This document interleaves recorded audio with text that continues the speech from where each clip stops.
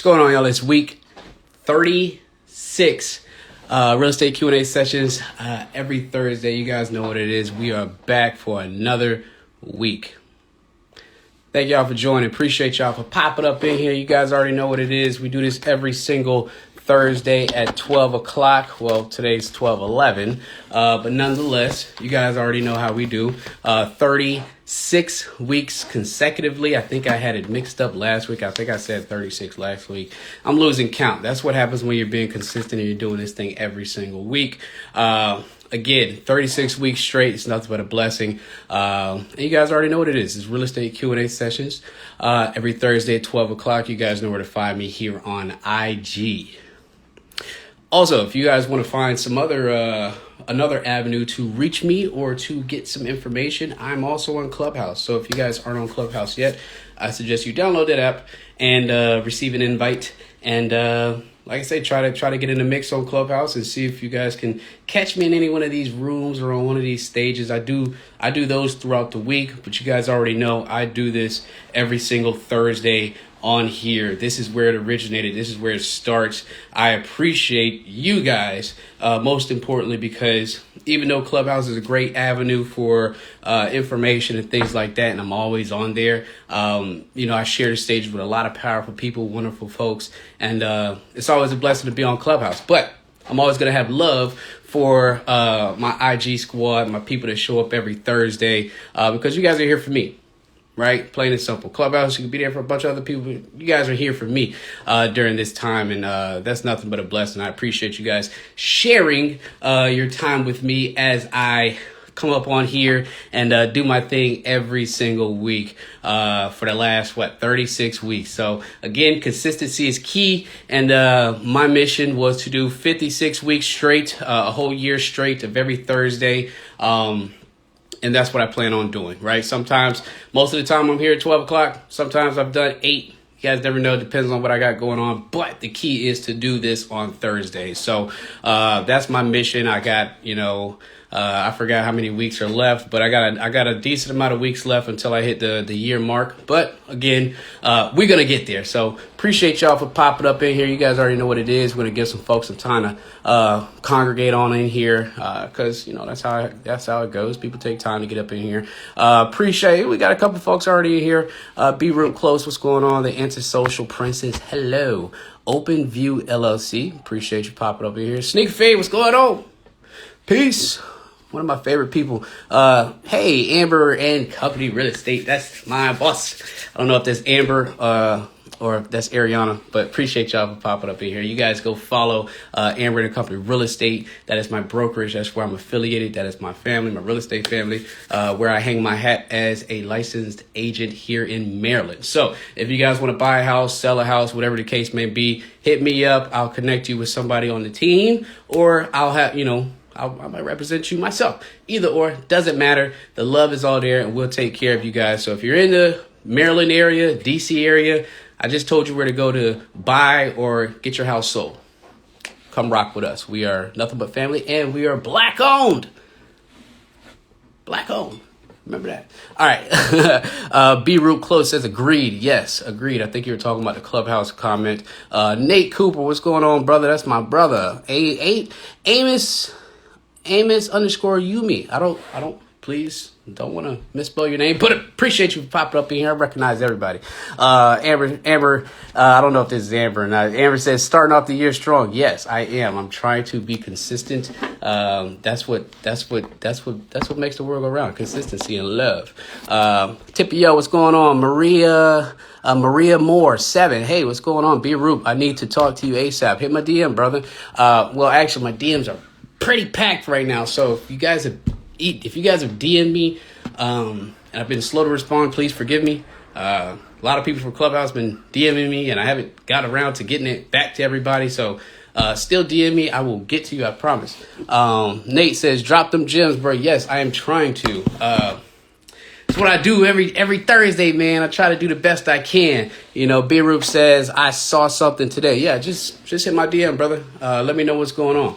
So Again, guys, you already know what it is. Housekeeping rules, as always. The only thing I ask for is you guys to screenshot me as I'm sitting here talking with my mouth open, whatever the case may be. Screenshot me, post it to your story, tag me in the story, and let folks know what we're doing each and every Thursday. Again, the power is in bringing more people here so other folks can ask questions that you might not have thought to ask, which is the most important thing. And that's how you learn. You learn from other people's experiences, and you also learn from other people's questions, because you might not have thought to ask that specific question, or it might apply to a situation in which you might further come along, and then you know how it goes. So if you got any questions, go ahead. Hey, free to start asking.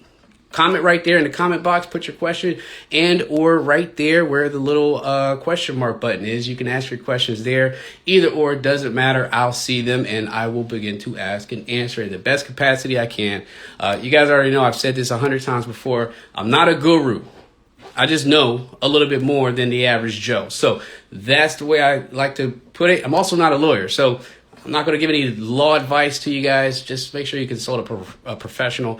I'm just going to speak on the experiences that I know and that I've been through and that I've experienced. So again, if you guys got questions, feel free to go ahead and start asking. This is Real Estate Q&A session week 36. For the folks in the back that don't understand what consistency is, it's 36 weeks. How many times have you guys done something 36 times? I don't know. Right? Good habits are created after doing them, I think it's like 28 times, or you got to do that specific habit 28 days in a row in order for it to become a habit. You guys know where I'm getting at, right? Sleep when I die. What's going on? Danger to the throat. What's going on? Be root close. I don't see the question mark box. If you don't see the question mark box, ask. You can ask in the comment section. Either or works. Doesn't matter to me. I'll see it. And go ahead. We'll go ahead and get started. If you guys got questions, again, go ahead and ask, right?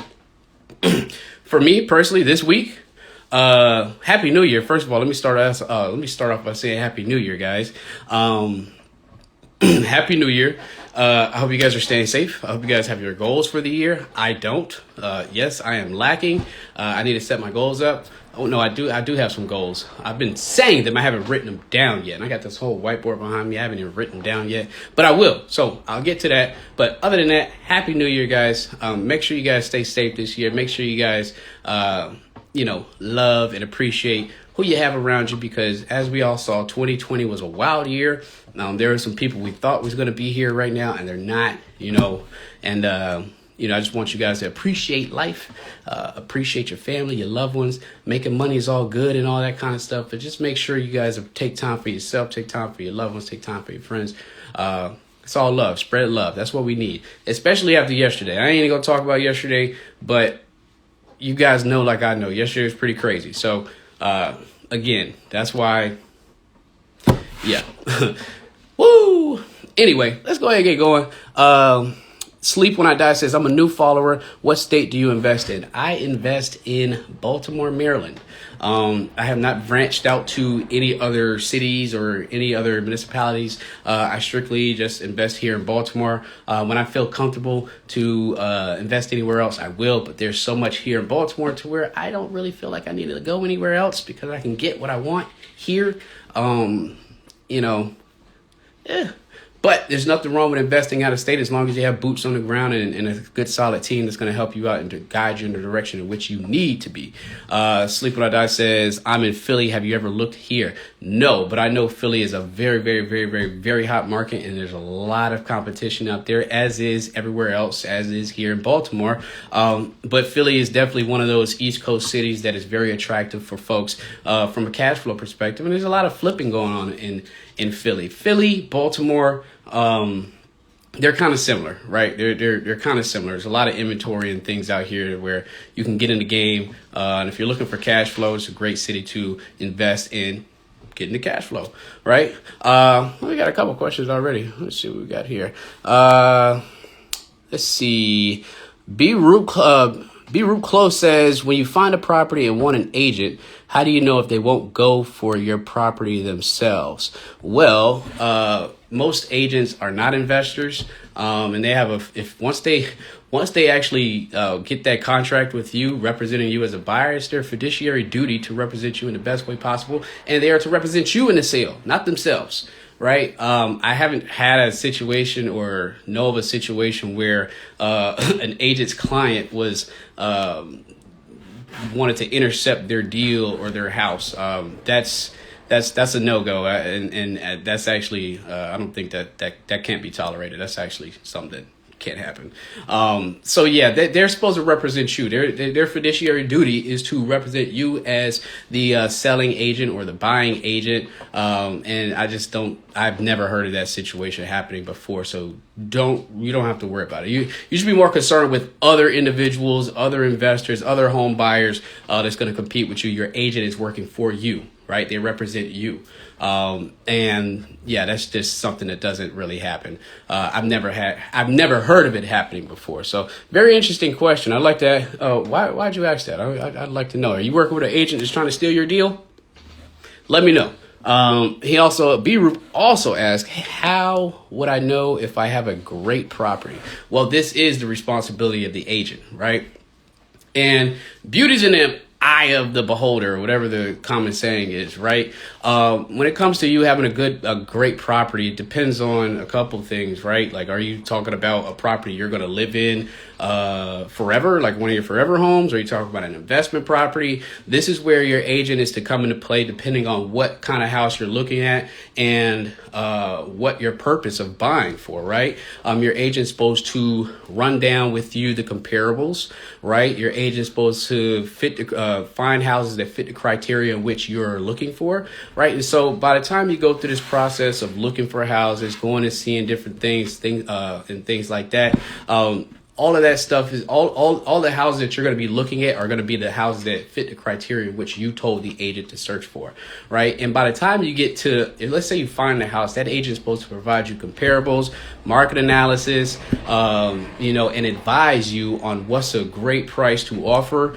what's a great price to hold at. That agent is supposed to negotiate on your behalf. So at the end of the transaction, the house should be something that you want. You're fully aware of its capabilities, whether it's going to be making money or whether it's going to be suitable for you enough to live. There's a bunch of different things that come into play. You're going to have your home inspectors, you're going to have your appraisals there. So by the time you get into all of that, especially your appraiser is going to let you know what the house is valued at. Right. And by then you'll know whether you're buying into some equity or you're going to be buying below value. And that's not a good thing. You want to buy in the green.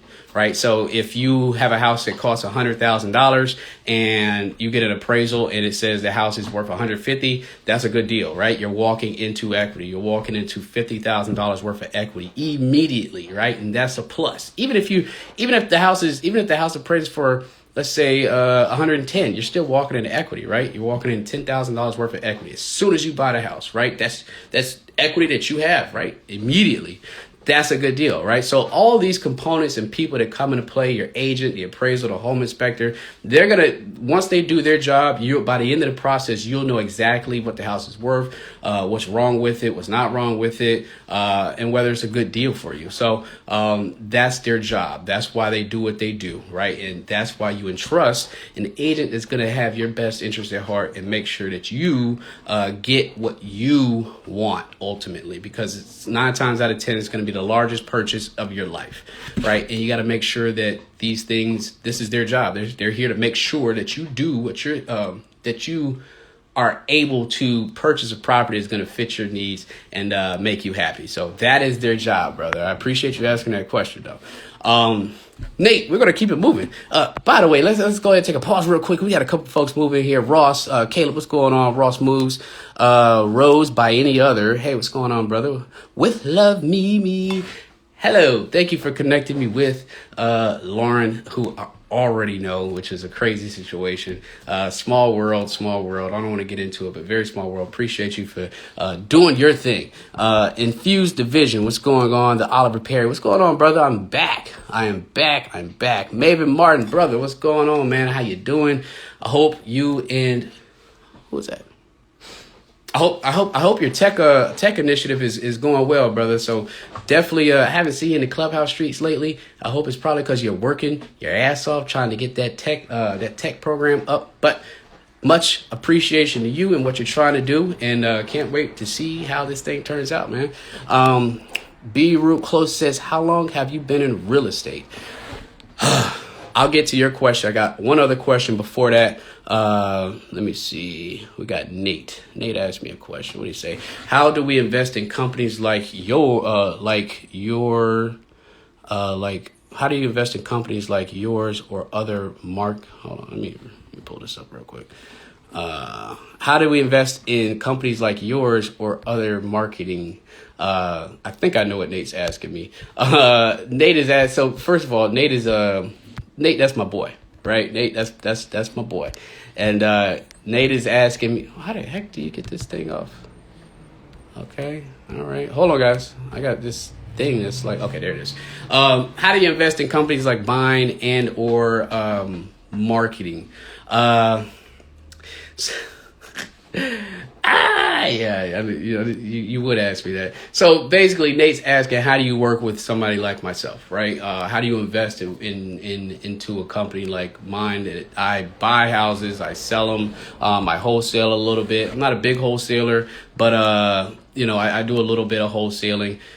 So to be real, like if somebody wanted to come and invest with me, I haven't opened that option up yet because it's there's a couple technicalities I want to make sure. And before I take anybody's money, I want to make sure that that things are pretty much set in stone and everything is on the up and up, right? Because it's one thing to invest by yourself, but it's another thing to have, to be investing with other people's money. For me, if you guys wanted to invest with me at a later date, not right now, I will be accepting investment opportunities where, if you wanted to put some money in, I can guarantee a return back based off some of the houses that I pick up in wholesale. So there is a way to get in. And if you guys didn't want to do any of the legwork or anything like that, there is opportunities to invest in some of the marketing that I do and to receive some type of compensation on the back end percentage wise of whatever I'm able to sell based off the investment you've made into the marketing that comes with my company. So yeah, that is a way in which you can invest with me. If you guys are interested, you can DM me and let me know. Currently, right now, I'm not accepting those opportunities, but I am surveying the field to see who would actually be interested. So if you are, I'm not saying it's going to happen next week or this month, but at some point that will come to fruition. And if you guys wanted to invest a couple $100 or maybe $1,000 or $2,000 or whatever, we can work something out and see if we can get you guys some money as some investors or some angel investors. You know what I'm saying? Other than that, another way to partner with me or partner with somebody that works like me is to do a 50-50 deal or a JV deal with me. I have a couple people that's been asking me consistently over the past year or so, hey, I want to invest with you, or I want to partner with you on a renovation, or I want to partner with you on a rental property. Currently, right now, all my properties are all mine. I haven't partnered with anybody, but at some point, I would be open to partnering with people. What that looks like is, if let's say this, right? Let's say there's a $100,000 house, right? What essentially could happen is, closing costs would have to be paid. There's equity costs that have to be paid up front. It could be either a 50-50 deal, right? Where the upfront money is split 50-50 between you and a partner. Or it can be a situation where you don't want to do any work, or you just want to return, right? So maybe, the deal is split 90, you bring 90% of the equity into the deal. The other partner brings the 10. And they bring their other contribution is the sweat equity, whereas you finance the deal pretty much, and the other partner pretty much develops the deal. They do that hard work, they do the construction, whatever the case may be, and then at the end, if you guys were to do a flip, you guys would split the profits. There's another scenario where hey, look. I bring value as a contractor, or, as a developer, not a developer, but, somebody that basically renovates property. If you want to invest with me, look, you bring the equity to the deal, I bring the sweat equity, and we split our profits 50-50, right? And that's a good even trade. And that's actually what happens in the real world, right? If you don't want anything to do with the actual operations and the actual, renovating of the property, that's cool. That's fine. You put up the money, right, for the property. I do all the work, right? And then once we go to sell, we split it 50-50 or 60-40, whatever the case may be. These are just some options that you guys can think about when it comes to partnering with somebody like me or anybody else when it comes to a flip, right? You can either front the money and the other person does all the work, or, you guys split the upfront money 50-50, and then on the back end, if the house sells, you split it 50-50. There's a couple different ways depending on who you're dealing with, right? For somebody like me, I can't tell you what that split would be. I can't tell you that right now. I have it in my head. Can't tell you what it's going to be, right? But that's just some of the ways you can invest with an investor. It doesn't have to be me. It could be anybody else, right? If you're flipping a property, if you're doing a rental, it's kind of the same thing, right? You go in with somebody 50-50, or whatever the split may be. And if it's a rental property, maybe you, on the back end, if you guys were to sell the property, you guys would obviously have an agreement where if you sold it after 5 years, 10 years, you guys split the profits. There's another way. There's a couple different ways. This is where it gets creative. It just depends on the situation. But there are opportunities where you can JV or partner with somebody on a deal, even if you don't want to do the work, or even if you're not necessarily in the same area, right? Most people want to partner with others so they can get the experience, right? Which is the case with me. Most people want to partner with me because they want the experience of being able to renovate a house, or, go inside and learn how to do X, Y, Z and all that kind of stuff. It's going to cost you some skin in the game normally, right? Or folks like to work for free. That is an option, right? Maybe you guys are hungry enough, and that's a way, right? Maybe you're hungry enough to where you say, look, I just want to be involved in the process. I don't want no proceeds. I just want to be there and learn. That's how people get in the game, right? You learn from somebody else that's been there, that's done that. Experience experience is worth a lot, right? In this game, you can easily come in here with no experience, no coaching, or whatever the case may be, make one or two mistakes and be out, right? There's a lot of things that can come into play when you're doing these kind of renovations and investments, whether it's wholesaling, flipping, rentals. There's a lot of things that can come into play that will come into play because it's the game, right? You spend time fighting fires, right? You spend time problem solving. You spend time thinking of new ideas. You spend time tweaking. You spend time, taking your lumps and getting L's and taking L's. That happens a lot. But that is the best way to learn, in my experience. That's how I learn. Most of my experience, actually a good percentage of my experience, it just came from experience, and that's just doing, right? Doing. Most people feel like, I need to go buy $20,000 worth of programs and coaching and $50,000. People do that all day, every day. And there's nothing wrong with that if that's the way you want to learn, right? Because the best way you can learn is off somebody else's mistakes, right? But just make sure that you're getting coaching and, that they're going to actually produce results, because a lot of these coaching programs and courses and things like that, they're quite expensive, right? And a lot of times they're only giving you like the surface level stuff, the stuff that you can go Google, or the stuff that you can come on here and ask me about and learn, right? Because I guarantee you 36 weeks of me doing this straight for an hour, I can go back down my feed and pull up 36 videos, hour-long videos, and I can probably sell it all for a lot of money, just because it's a lot of information that's just free, right?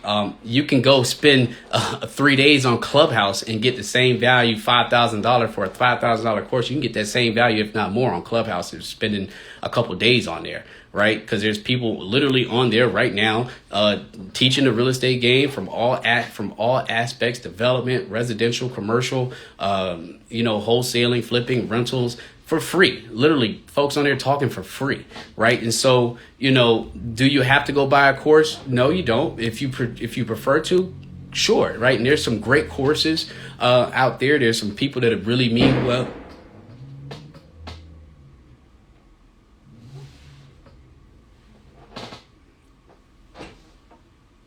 I know y'all heard that. I think that was a muffler. If not, that was a big ass gun. And I doubt it was a gun because it's 12:30. It's 12:30. Speaking of which, I just caught me another gun this morning. Anyway, yeah. So that distracted me. What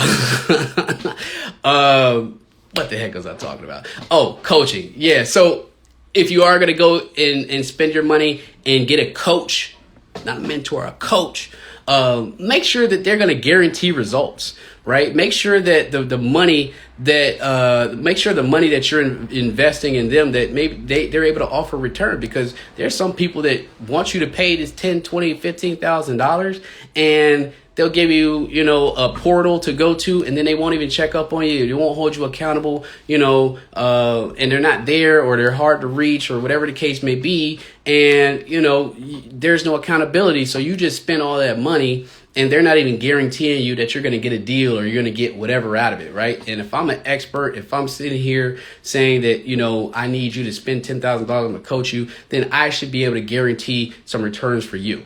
Right. And that's just how I feel. Right. I feel like if you're going to ask for people's money like that absorbent amount of money, you should be able to guarantee returns. Right. Unless that person is not doing what they're supposed to do. Right. And when you guarantee returns, guess what that coach is basically telling you? I'm going to hold you accountable, because you're not going to come at me after you done spent X amount of dollars and say, oh, Rashaad I didn't get the results that I was anticipating, and I gave him X, Y, and he wasn't sure. No. If I guarantee your results, I'm going to ensure that you get those results, because I don't want my name tarnished. Right. And that's how it should be. I feel like that's how coaching should be. Right. There's nothing wrong with buying courses. Courses are separate. Right. You can buy courses and learn X, Y, Z. But again, there are free resources out there. YouTube University, you guys come here every week. That's a free resource, right? You can come ask me whatever question you want, right?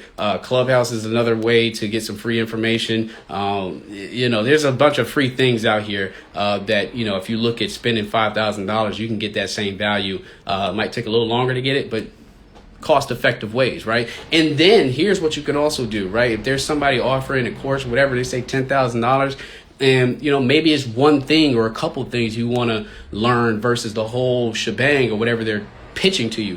Maybe just ask them, hey, can you condense this course, or can you condense my coaching to just this specific topic, or these specific topics, and maybe they're able to cut the cost or something like that. But again, nothing wrong with coaching or buying courses. Just make sure that you're dealing with the right person. Make sure they're going to hold you accountable. Make sure you hold them accountable, and just make sure it works for you. There's a lot of people that spend a lot of money on courses and still don't do a deal.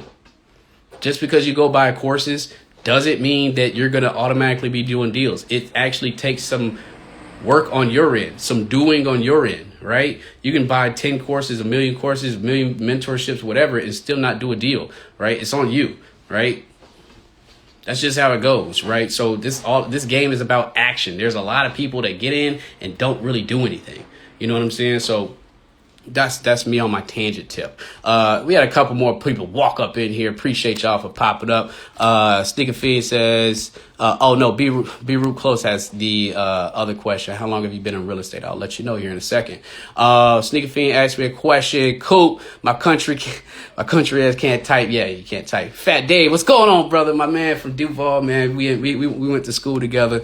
Appreciate you for popping up in here. T-Mac 413, what's going on? Ross Move says, don't leave me out. Leave you out of the investment opportunity? I don't know, man. You never know. Like I said, I'm not invested with people yet. Just wait. You know what I'm saying? I'll let y'all get your opportunity, man. You know what I'm saying? Fat Dave says, I'm down. B. Root Close says, I'm down. Cornel, what's going on, brother?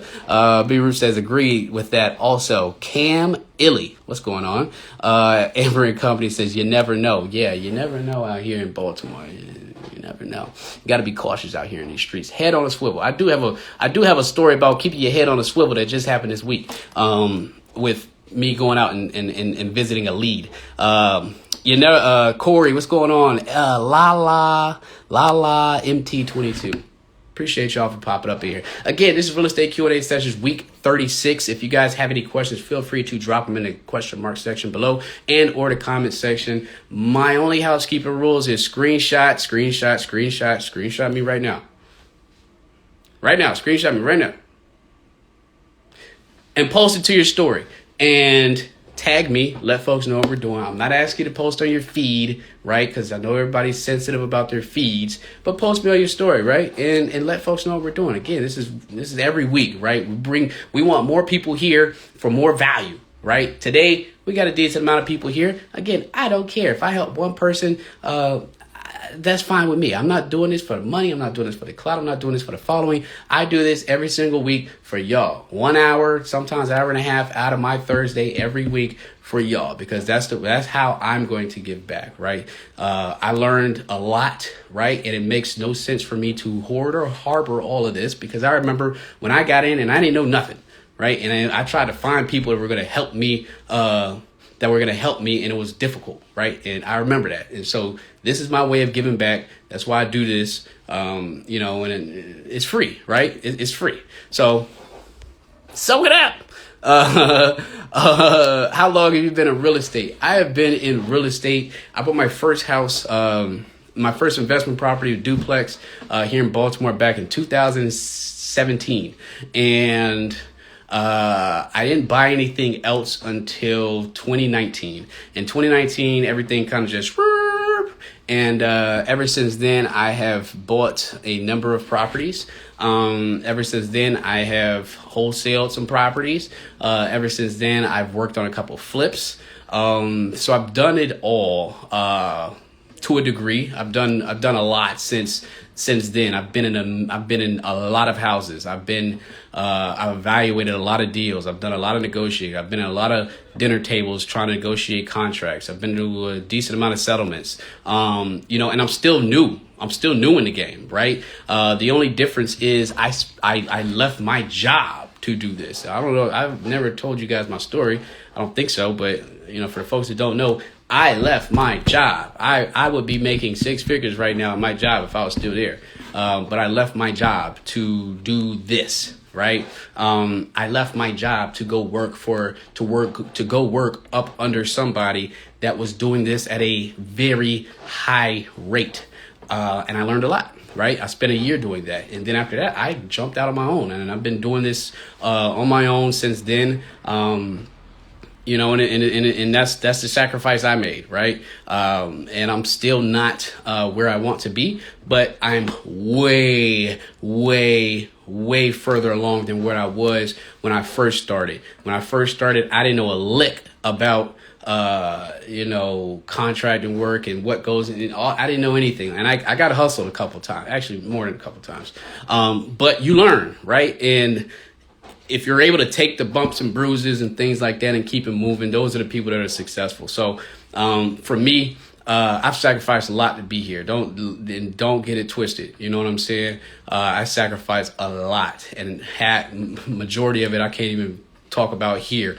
But I feel like God put me here for a reason to do just this, and I'm more appreciative of the opportunity. And like I said, it just takes hard work. It takes sacrifice. I do this every single day. I've been in situations where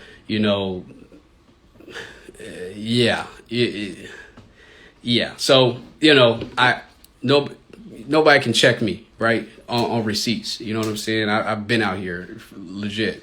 And I'm still new. I still have a lot to learn. That's the great thing about real estate. Nobody is over the fact that they can't learn more, right? And I'm still learning more. And how you guys can learn more is by just being around it.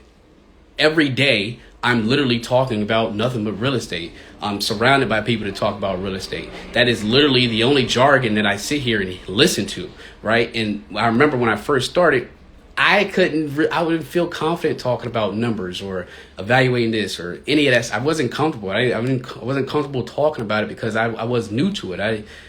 You know what I'm saying? And I made a conscious decision to surround myself and to put myself in positions where I was around people that talked about it. I was around people that were doing it. You know, I made myself available. I told people what I wanted to do, right? And the more you do that, the more comfortable you guys are going to feel talking about real estate, talking about the numbers, being able to do this, being able to do that, right? The first house you buy, you're going to be nervous. That's just natural, right? It's the largest investment you'll ever make in your life, right? And I was nervous too. It took me over a year to finally be like, oh, I had an idea of buying a house, and it took me over a year to go and actually start looking. So that's what happens, right? You get analysis paralysis, and but once you get going and once you start and actively make it a mission to say, I'm going to learn this, I'm going to be around it, I'm going to make my community around it, I'm going to surround myself around individuals that do this, you're going to become more comfortable. And experience is the best teacher. Don't get it twisted. So yeah, who we got up in here? Who we got? Camille says 100. Appreciate you. Yes, that is 100. I did sacrifice a lot for this. Have you flipped in other cities, states, or just Baltimore? No, I have not. I have only been in Baltimore. I love Baltimore. I don't think I will be leaving. I actually have a goal here. I have a goal to get to a certain number of rental properties. And then I have a certain goal that I would like to do. I want to do a 100-unit apartment building out here. I wanted to, develop a 100-unit apartment building out here. And I'm not leaving until I do so, right? And don't get it twisted, right?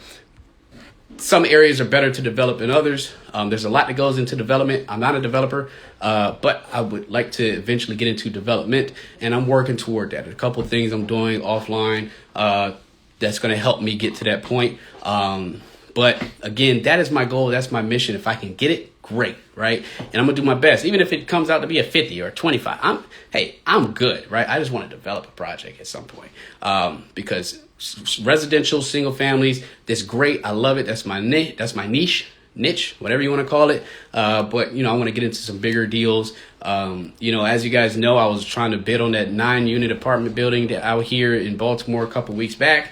That actually has fallen back into play. I don't know if you guys remember that I was literally bidding in the car on my phone, on my laptop for a client, and I met the guy who ended up winning the bid, and he ended up calling me 2 weeks later, which was earlier this week, and said, "Hey, I'm gonna sell it. I would like to sell it to you direct to seller." Anyway, that option's back into play. I've been scrapping my mind on how I'm going to formulate a deal creatively together to get that 9-unit apartment building. But again, that's what happens when you make yourself available. So I only invest here in Baltimore City currently, just because I don't really have a need to go anywhere else. Just because what I'm looking for, cash flow, is the price points in which I am looking to, to invest with are here. So that's the thing, right? I don't have to really leave to go anywhere else. I'm also in Baltimore. That's why I asked. Cam, Illy, hey, what's going on? Appreciate you popping up here. I just got a text. But yes, hey, thank you for popping up in here. Let's connect. If you're also in Baltimore, Infused Division says, I remember. That's awesome. Congratulations. Hold on, guys. No, I did not win the bid. It was an auction. I did not win the bid. I lost out on it as I was in my truck bidding on it in my Mac. Somebody beat us. Somebody beat me. And that guy pulled up to the property, and he pulled up to the property 30 minutes later. Remember, I was on live and I was mad for 30 minutes sitting there in front of the house, mad that I'm sitting here looking at this apartment like I lost it. And the guy actually pulled up. He said, "Hey, I did just buy this house." I'm like, "You're the one I was bidding against?" He was like, "Yeah." He's like, "Yeah, my bad, guy. Sorry you lost." We exchanged information. 2 weeks later, he settled on the property. 2 weeks later, he called me and said, "Hey, I got 38 buildings around the city. I just had a couple opportunities pop up, and I know I just bought the 9-unit apartment building, but I'm trying to sell it because I need capital to do these 2 other bigger deals." How's that, right? He called me and was like, "Hey, I know I just settled on it, but I'm willing to sell it to you for the price that I got it at the auction." Look how God works. That's crazy, right? So since then, I've been working to try to find a way to make that deal work. I have not bought it. Let's get it. I have not bought it yet, but I'm trying to work it out because, again, 9-unit apartment buildings are a lot more expensive. They require a lot more due diligence. They require a lot more, figuring out if the deal's going to work. And I can go deeper into that deal if we come to an agreement. But that is something that I am actively working on, and God brought that full circle back to me. So it's just crazy how things work. Had I not stayed out there, had I not introduced myself to the guy that I lost the bid to, I would not have received that opportunity. And that's what's in front of me right now. Now, what you can say congratulations to is I did lock up another flip opportunity 2 days ago for a lead that I had been working for over a year. I literally been working this lead for over a year. And the first time, actually, it's crazy. I'll tell you real quick, because I know some of you guys got questions. That lead, we actually had a contract for a house last year fall. And, it had a tenant in there. If you guys don't know, if you're selling a house that has a tenant, some states say that the tenant has first right of refusal, which means they have the first opportunity to buy the house. So if I'm going to sell the house and I have a tenant in there, that tenant has the opportunity to buy it first. If they can't buy it at the same terms that the investor's trying to buy it at, then they don't get the house, right? That's essentially what happened. 9 times out of 10, that never happens, right? Tenants don't usually have the money to purchase a house, right? At that moment in time. And I say 9 times out of 10 because that one time the tenant actually pulled up with a check for $95,000 cash and said, hey, I'm going to buy this house after we already bought it, put it under contract. And so I ended up having to give the deal to the tenant, which for me, no big deal. They've lived there for 10 years. That house would have meant more to them than it would for me. I'm not selfish. There's plenty of houses out here. Basically, me and the guy who we were negotiating with, he has a bunch of houses. We didn't talk. He said he wasn't going to sell anything for the duration of 2020.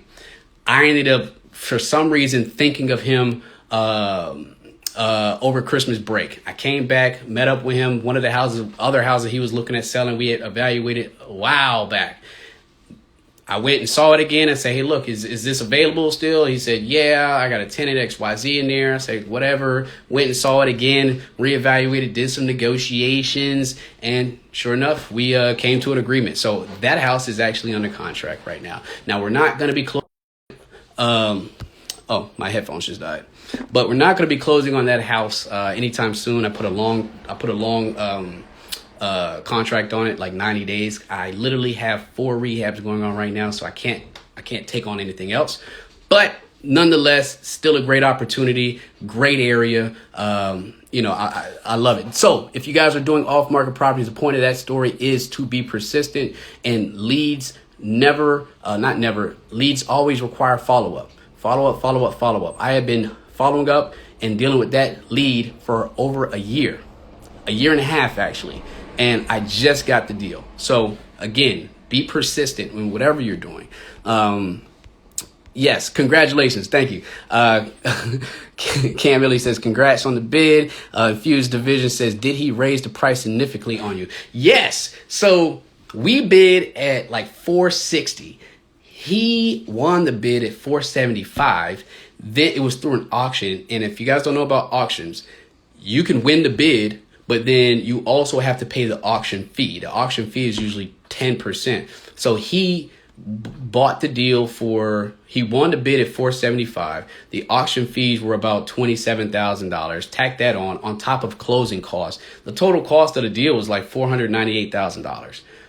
Very huge. And he said, I would like to sell it to you for that price. I'm like, well, damn, now, that's $50K, $40K more than what I was intending on trying to buy it at the auction. So, the price got raised up, but, in some scenarios, when you work the numbers in a pro forma, it still works. So, I'm trying to work that out. So, yes, he did raise it up on me. Harlan, what's going on? Kevin, I know you are Kevin. I think it's Kevin. What's going on, brother? Appreciate you popping up in here. Congrats on the opportunity, says Tip. Yo, well, congrats on the opportunity. Cam Illy says, yes, thank you.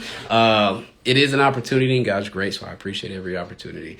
Sneaker Feed says, what's your thoughts on purchasing a property from an auction? What's the pros and the cons? I'm actually representing a buyer right now who is looking at auction properties. We actually won a bid a couple weeks ago on a house that that she's going to be closing on next week. So that was an auction. We bid on it, and it was all great. So the thing with auction properties is you got to know what you're buying, right? And there's usually a due diligence period before the auction actually starts. So sometimes what you'll get with these major auction companies is they will have a list of properties, and they'll have dates on what day they go to auction. So today, right now, there's a number of houses on auction, right?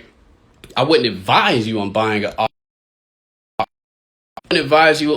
auction property unless you've seen it beforehand, right? You've evaluated the deal beforehand.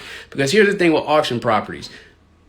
People like to bid properties up, right? You have to know your bottom line, right, before you start bidding. Because if you start getting into a bidding war, which always happens because auction properties are usually good properties, you have to know your bottom line. You have to know when to stop, right? And that requires you to do your due diligence beforehand, talking to your agent beforehand on what is the actual value of the house. Because just because the value of the house could be $80K, but somebody might drive the bid up to $100K and it doesn't work. But you puffing your chest, you end up not stopping at your bottom line. You bought a house for $100,000. Yeah, you won the bid, but now you have a deal that's overpriced, and now the train just gets discombobulated. If you buy right, the rest of the train flows, right? If you buy wrong, everything else kind of gets messed up after that, right? So the pros to auction properties is auction properties are usually deeply discounted. They're usually distressed properties, great for investors. There's HUD properties where they're greatly undervalued and they come at great prices, and they offer HUD properties. They offer those properties to owner occupants. So if you're looking to get into a house and do some renovations, and you want to take advantage of like a FHA loan with a 203K, those properties are great properties, right?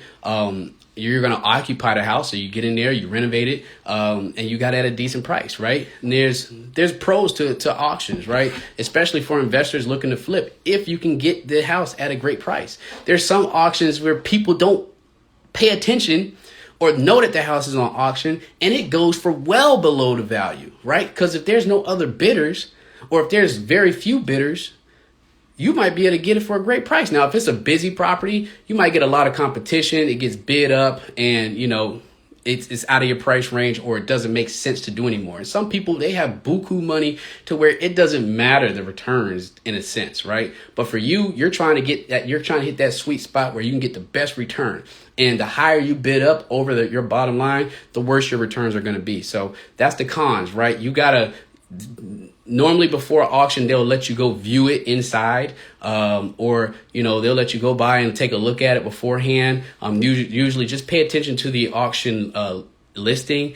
They'll have a date posted on the day. They might do an open house or something like that. So that's the cons. Know what you're buying. Don't just bid on a house because you see it and you ain't been inside of it. You don't know what's going on.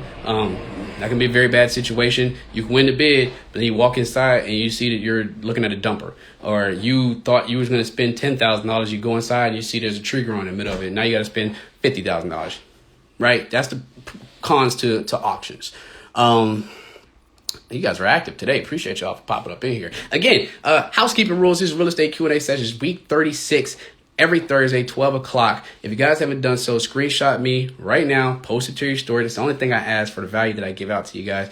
Post it to your story. Tag me. Let folks know what we're doing each and every Thursday, week 36. You guys know what it is. I might have to get my charge on y'all because we about at an hour and y'all still coming with the questions. So appreciate y'all. This is a very busy day. Appreciate y'all. Internally Rich says, thanks for your service. What's a general price point you would purchase a Baltimore home for that needs work for example, the deal you just got? Pound congrats. You guys are gonna have to see me walk around here because I actually do gotta get my charger, and you guys are coming strong with the questions. So we're gonna keep this thing moving. But for me, my price points vary right? If the deal makes sense, it makes sense. That's the beauty about Baltimore, is that there are there's no limit to the entry. There's no limit on inventory for your entry point, right? So they have homes that are like $50,000, $30,000, $60,000, $80,000. There's different price points. For me, I like to stay in the 60, 90 range. That's where most of them have fallen into play. There's a couple that were a little bit cheaper than that. But here's the thing, right? If the deal works, it works.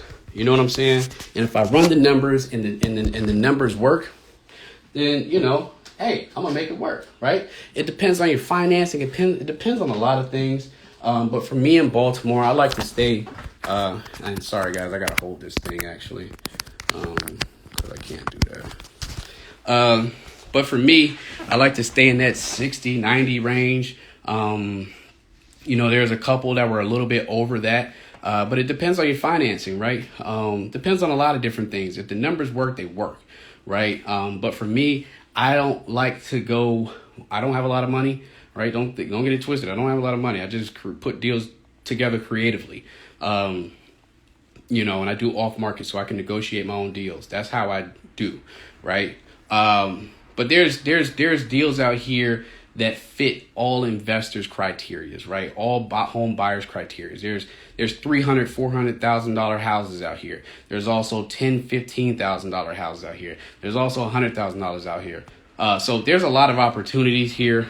There's no real rhyme or reason as of right now, but for single family, for me, I like to stay in that range because, if I can pick up something for 60, maybe put 10K into it at 70, and then, rent it out for 13, 1400, that's a good deal to me, right?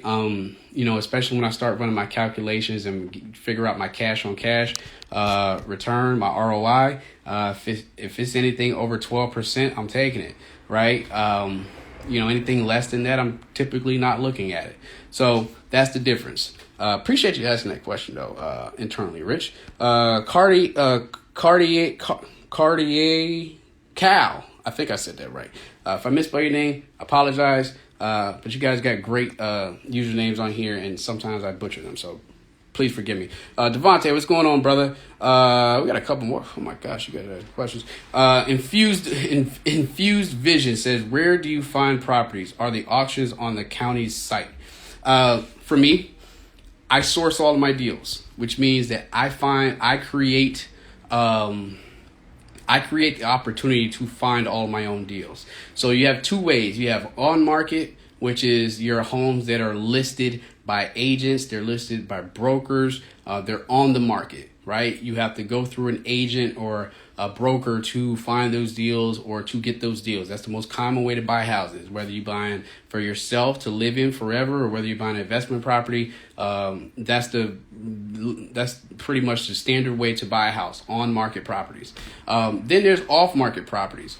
Off market properties are properties that are sold direct to seller or they're sold by like a wholesaler, right? They're off market. They're not listed. They're not listed with an agent. They're not listed with a brokerage. These are deals that were created direct to seller. So if you had a house and you said, I want to sell this house, what normally happens is people say, I want to sell my house. I got to get it. I got to find me an agent that's going to list this house because they want them to put the house on the market. There's another way, right? That's on market.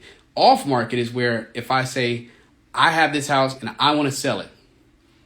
I want to sell it directly to an investor, or I want to sell it directly to an investor instead of with an agent, right? I want to deal directly with the investor. That's off market. That's how I do my deals, right? I find the people that want to deal directly with investors. So I come in and I'm able to negotiate whatever terms I would like. I'm able to, basically structure the deal however best fits the client and myself, right? So I deal directly to seller. In order to do that, how do people know that I am out here wanting to buy houses, right? I have to market to those people, right? So if you're a homeowner there's no way you're going to know that I'm out here looking for houses, right? I have to put something in front of you, or I have to contact you, or I have to show you that I am looking for houses like yours. How do you do that? Well, you market to them. You send them text, you send them email, you send them mail, you put bandit signs out on the corners of the street saying, I buy houses. You cold call them. You do all these marketing tactics to let sellers know that you are interested in buying houses and you're looking for houses like theirs. And then they call you or you call them, and that's how you get those deals. That's how you structure, that's how you market to off-market sellers. That's how I source my deals. Auctions are the auctions on the county site. Yes, depending on if you're looking at like tax lien sales or anything like that, they're usually on the county website, depending on the type of year, because tax lien sales and all those kind of auctions are not auctions that go that happen all throughout the year. They usually happen during one time of the year. You have to, I would advise you go on your county website or your city website and type in tax lien sales or anything like that, and figure out when, and obviously you got to register. There's some auction companies that are in your city that auction all throughout the year, right? I would just type in Google auction company Baltimore or whatever. Like here, there's Ashland auctions, and then there's Alex Cooper auctions. They auction a property every day, multiple properties every day. There's auctions going on right now, right? They're online auctions, right? So yeah, just Google auctions and you'll see a whole bunch of them. Most of the auction companies have a list of the properties they plan on auctioning, whether it's upcoming or whether it's a current auction. They usually have that information available. Appreciate you asking that question. Devin, what's going on? What's going on, brother? Devin, hey, all my line brothers up in here today. Ashley Royale and Perez. Hey, I didn't get the last part right, but appreciate you for popping up in here. Tim Jones up in here. What's going on? Appreciate y'all for popping up in here. You guys, this is week 36. I've been doing this for 36 weeks straight. Plan on doing a whole year. This is for you guys. This is nothing but value. I don't do this for myself. I do this for y'all. Feel free to ask any question below. I mean, we're going strong today, so I can spend some extra time on here. Even though we're going past an hour, I'm perfectly fine with that as long as I'm helping you guys provide value. Only thing I ask, screenshot me, post it to your story, let folks know what we're doing each and every week, 36 weeks straight. You guys know what it is, real estate Q&A session every Thursday. Also, if you guys only come here, that's perfectly fine, because I love you guys first more than any other platform, because you guys are here for me. I started here, right? But if you're on Clubhouse, you can follow me on Clubhouse at Rashaad_Invest. I do a bunch of rooms. I'm on, I join rooms, I host rooms. I'm actually doing a room tonight. If you guys are on Clubhouse, I'm doing a room tonight at 6 o'clock where I basically walk through and explain how I walk through a property and evaluate what my potential construction costs are going to be. So if you're on Clubhouse, follow me. I'll be hosting that room at 6 o'clock tonight if you guys want to get that info. So, Kevin, no. Ashley Royale says, do you need a cold caller? In what context? No, you don't. You are the cold caller, right? When you're first starting out, I advise you to cold call. You have to be comfortable on the phone. You have to learn how to talk to sellers on the phone to get comfortable, figure out the nuances, get your script down pat, and be able to recite that script with ease, right? To where it sounds natural, to where, you can free flow it and still know the pertinent questions that you need to ask, right? You need to, the reason why I say cold call, like you need to cold call, is because you need to know what it feels like to get it rejected, right? This game is all a numbers game. You're going to get more no's than you get yeses. You're going to call 99 people and you're going to get all no's. Screw you. Don't ever call me again. F you, whatever the case. You're going to hear all of that. I'm going to report you. You're going to hear all of that, right? But it's that one deal that one person is going to sell you that deal. And that's what it's about. It's a numbers game. So, you need to get comfortable calling people on the phone before you go hire a virtual assistant or a VA to do your cold calling for you. That's my 2 cents on that. Kevin says, always appreciate the insight, brother. Hey, I appreciate you for popping up in here. Sneaker Fiend says, would you suggest doing a BRRRR your first time out? Yeah, like I didn't do BRRRR. I went through an FHA loan, but there's nothing wrong with BRRRR. But the thing with BRRRR is you're gonna have to use hard money, and there's a little bit more complexity added to that. because there's a couple components. There's more than a couple components that come into play when you're doing the BRRRR strategy. I've seen people do it starting out perfectly fine. If you're looking to do a deal and get in without as much capital as possible, which is what I recommend for your first house, I recommend don't spending all your money, right? Don't go the hardest way that's going to require you to use a lot of your reserves or a lot of your funding, right? The best way I can say to go into the game is go get an FHA loan, right? The interest rate is like 3.5%. Which, if you're buying $100,000 house, that means you have to put down for your deposit $3,500. That's not a lot of money. All right. Well, it is a lot of money, but it's not a lot of money compared to like a conventional product that might require you to put 20% down. So if you have a $100,000 house, you have to put $20,000 down. So that's the difference. And then also, if you get an FHA loan, not only is the interest rates low, not only is the down payment low, you also have a component. It's called a 203K, which is a renovation loan wrapped into the original loan. So you have funds allocated to renovate the property at a very low cost. So you can essentially go get you an FHA loan and go get a multi-unit, 2 to 4 units. One that you normally might not have been able to purchase, you can go purchase for a little bit of money down. You can go get a multi-unit for, let's say, $300,000, or $200,000 or $250,000 and only put down 3.5%. Think about that, guys. And then be able to have renovation money allocated to that loan so you can renovate that property too. Move into one of the units and rent the rest out. Move out, refinance, pull money out, go buy another house. Telling y'all the game.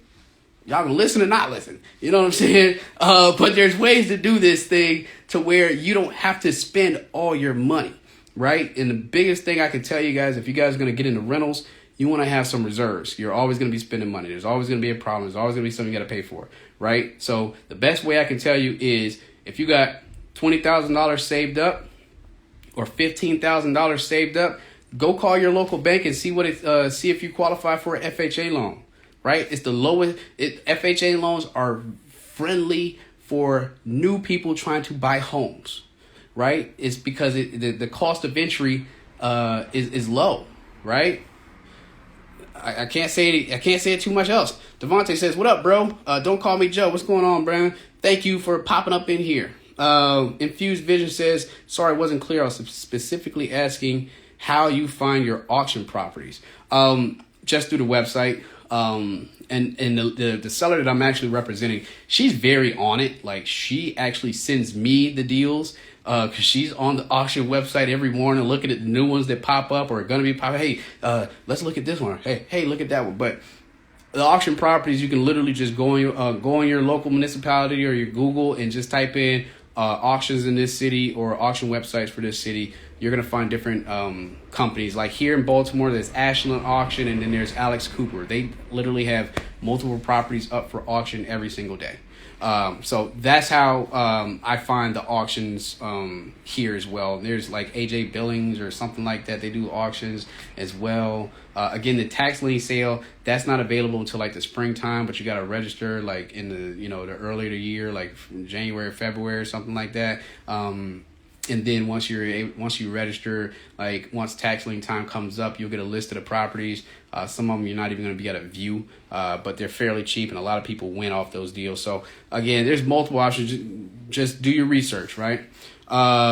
Again, resetting everything. I've been going on for longer than an hour. So for anybody that's just popped up in here, screenshot me, post to your story, let folks know what we're doing. This is week 36 of real estate Q&A sessions every single Thursday, giving y'all the value that y'all need to go out there and do whatever you guys want to do. This is my contribution to you guys, so appreciate you for being here. Still, right? Internally Rich says, King, when will you have the bandwidth to work with a new investor looking to purchase from the auction?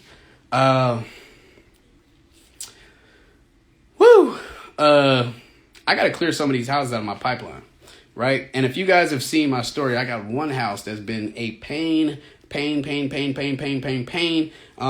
I have to, and I get a lot of people that ask me to want to invest with me or partner with me and things like that, or have me do the renovations, XYZ. And what I've come to the conclusion, not come to the conclusion, but what I have to constantly remember and remind folks is that, I have a business as well, right? And the houses that I have, I have to finish them. Like I have to finish getting them renovated and getting them set and getting them up and running and getting them rented out and things like that.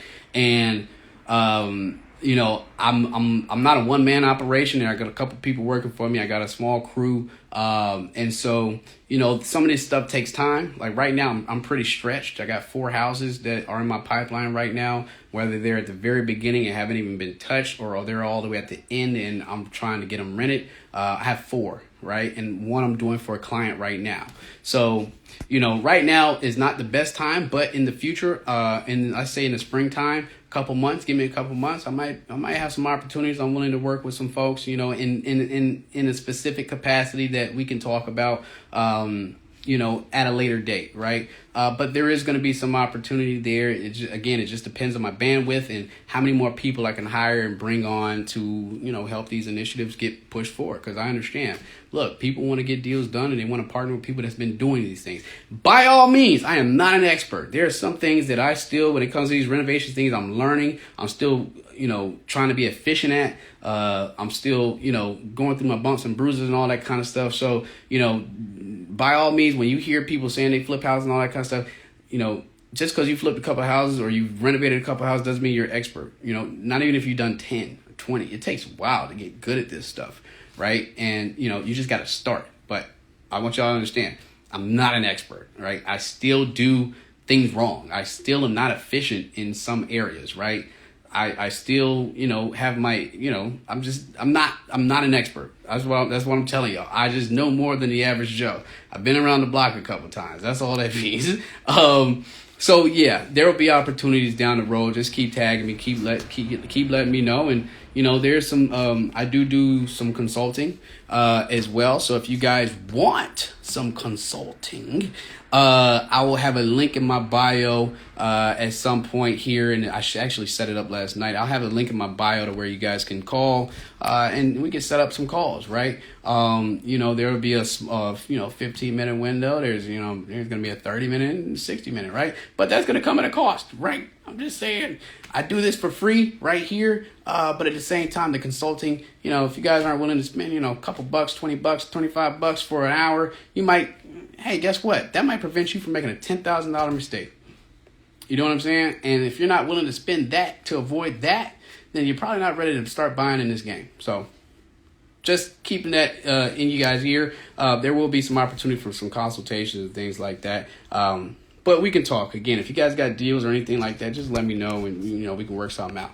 Just_is. Appreciate you for popping up in here. Kevin says, I was going to ask about rehab estimation, but I'm just going to join you on the 6 p.m. Clubhouse walkthrough. Great timing.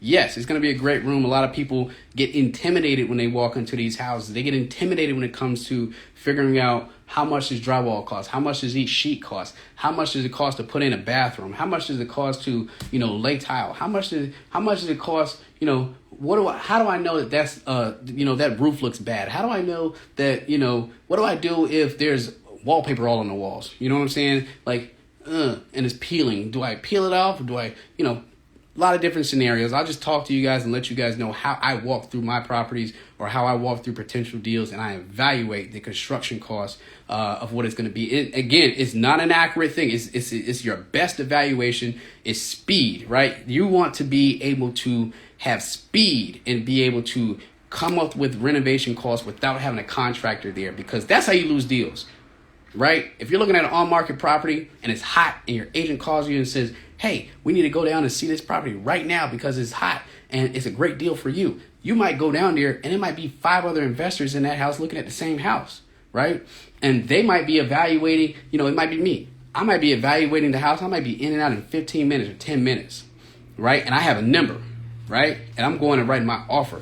Whereas you might come in and be like, dang, well, let me call my contractor, and then you got to get him over there, and then he might not be available for the next day or 2 days, or, then you got to wait. He got to come in, look, and then he's got to go back home. He's got to write the quote out and all that kind of stuff. You're going to lose the deal every time. You're going to lose it to guys like me. So I'm going to show you guys how I walk through, and hope you guys take notes. Tonight at 6 o'clock on Clubhouse, I will be hosting that room. So pop up in there and learn something. You know what I'm saying? You learn something. Internally Rich says similarly to what you're doing now. The GOAT. Appreciate you, brother. Excuse that tongue twister right there. Young Shot, what's up? Destiny, what's going on? Appreciate y'all for popping up in here. We are going over an hour today.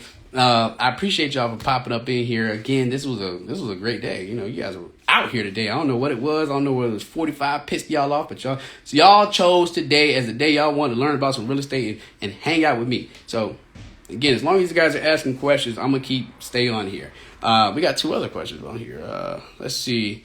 Oh, my bad, Tippy. Yo, I know you asked me this question 21 minutes ago. I don't know if you're still here. How do you know if they won't go for it? Okay, so Tipio asks, if you have high student loan debt, would FHA be a good route for a first property? How do student loans affect the purchase? Student loans affect the purchase based off the DTI, right? Your debt to income ratio. So that is a question that's usually posed for a lot of young folks. Here's what I would do, right? I would go and get a pre-approval. I would go see what I can actually do with the debt service, with the debt to income ratio that I have now. Is your Clubhouse session on the calendar? Yes, it is. Yeah, go follow me on Clubhouse. It's on my calendar. My Instagram, not my Instagram, but my handle is Shad_invest. Just follow me. You'll see when it pops up. And then also follow my club. It's on Clubhouse. Go on my profile, scroll to the bottom, the very first little widget you see with the house that's over top money. That's my club. It's called Real Estate Q&A Gems. Follow that club, and when I host that club, or when I host rooms, you will see that notification pop up. And also hit the bell sign so you get notified every time I host a room. Anyway, student loan debt. So a lot of people have student loan debt. A lot of people ask, hey, how's that going to affect? It will affect you to a degree. But here's the thing, right? You're not going to know what you can do unless you actually go and talk to a lender, right? Unless you go and actually consult with an agent, right? Because a lot of folks feel like they feel before they actually take the steps to reach out to the lender or the agent, they feel like they're not in a position where they can buy a house because they feel like, oh, I need a 700 credit score. Oh, I need, $20,000 or $50,000 saved up, or I need the greatest job. A lot of times you guys don't realize you guys have buying power right now. You know what I'm saying? Oh, I got a lot of debt and I can't. That's fine, right? But if you really wanted to go out and buy a house, the standards are, this is the best time. Interest rates are at an all-time low, and they will stay at an all-time low. You know what I'm saying? They're going to stay low for a while. That's what the Federal Reserve has told us, right? And so we're seeing low interest rates, right? And if you got a 640, or a 680, you can go buy a house right now, right? If you got at least $10,000, $15,000 saved up, you can go buy a house right now, right? If you got money in your, in a retirement account or whatever, you can go buy a house right now, right? And so you won't know any of this unless you go talk to a lender, right? You go get a pre-approval. Just because you go get a pre-approval today doesn't mean you have to buy a house right now. Maybe you just want to see what your buying power is, right? I had a homeboy, one of my pro fights. I've been telling him, hey, he asked me, how do I start? I say, man, go figure out where you stand. The only way to figure out where you stand is to go talk to a lender and ask for what products are available to you, right? And even though you might have debt, you don't know how that debt's going to affect your buying power. They might come back to you and say, hey, whoever asked that question, whoever asked, Tippy, they might come back and say, hey, Tippy, you might have thought, hey, I got, all this student loan debt. I don't know, what I'm saying? I don't know if I'm going to be able to buy anything. They might come back to you and say, hey, Tippy, based off your credit score, your debt to income ratio, and the income you're able to bring in, you might be approved for a $300,000 or $500,000 or $750,000 house, right? A lot of it's a lot of push and pull, give and play. There's a couple different factors that come into play. Yes, your student loan is gonna weigh in and be a factor for what you can do. But if you have a good job and you're making good money, and it's your debt to income ratio, right? How much debt do you have versus how much income are you bringing in to offset that? Right. And that's where that comes into play. So I would say go check with your lender, see what your buying power is right now. And they'll let you know, hey, we only may be able to approve you for $200,000. But if you want to get to this point, or if you want to buy in this range, right, maybe you need to kill off some of your debt. Right. Or maybe you need to work on your credit score. Or maybe you need to have a little bit more money in the bank, right? All these things play a factor, and you'll know based on if you go and get the pre-approval, right? And you can work on some of those things. You might go and get a pre-approval and figure out you're fine, right? Go take the step. That's the first step. Go take some action. Don't be scared. You can get a pre-approval today, if not tomorrow. You call somebody, you call a lender today. A lot of those places you can fill out online. Quicken Loans, a lot of these mortgage companies that you call, or your banks, you can fill out that stuff online right now and get an answer tomorrow. Go do something. Go take some action. That's my recommendation. Della, what's going on? Appreciate you popping up in here. Sneaker Feed says, do you typically have to pay to get the listing from your county tax auction? No, you just got to you guys gotta register or sign up, right? Yeah, just got to register or sign up. Just, basically go on your county website, look up tax lien sales, look up when it is, and they should be able to provide the information when registration is, when you need to do this, when the auction is going to be available. Like here in Baltimore, it is hot up in here. Maybe because I got these sweats on, Jesus. I'm a little sweaty, guys. Probably because I'm talking my ass off. But if you... I forgot where I was at. Yeah, if you go to the website, the county website, they should be able to provide that information. You typically have to pay. No, I have never heard of anybody having to pay to sign up. I never heard of that. I don't know if anybody else has experienced that. But I will say, just go on your city website. Maybe they have a search engine at the top. Type in that information, tax lien sale, or tax lien sale Orlando, or tax lien sale Fort Lauderdale, and see what pops up. Tipio says, thanks, great advice. Cam says, he is speaking facts, exclamation point. Thank you guys for your feedback. Yes, I hope I'm speaking facts. I hope I'm providing value. That is my only scare. I hope that I'm providing value for you guys and not just up here talking about stuff that you guys already know. Destiny says, do you have a list of preferred lenders? I can get you a list of preferred lenders. That I can do. So just let me know if that's what you want. Typically, what you can do is I would look at credit unions first, right? Navy Federal is great if you fit their criteria. There's your standard banks. What I would advise is shop for lenders, right? Lenders all come in.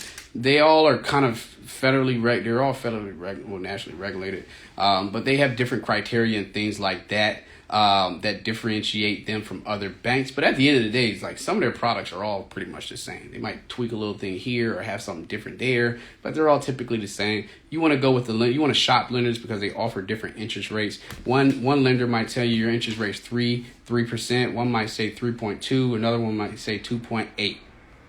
Right? Shop.